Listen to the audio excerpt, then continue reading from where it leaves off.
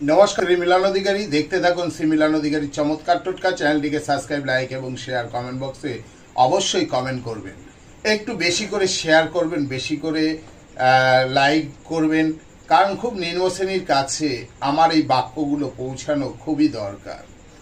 আজকে যে টোটকাটি বলছি, আপনি আপনার জন্মছকে এবং আপনার গ্রহ যতই খারাপ হোক না কেন, আপনার যে কোনো সমস্যা হোক না কেন, আগামী 30শে এপ্রিল এই সর্ব সমস্যার সমাধান করতে আপনি কি করবেন? আপনার পাড়ায়, আপনার আশেপাশে যদি কোনো পাগল থেকে থাকে কিংবা কোনো যদি বামন মা থেকে থাকে, বিধবা, তাদেরকে কিছু আপনি দান করুন আপনার মনের বাসনা বলে।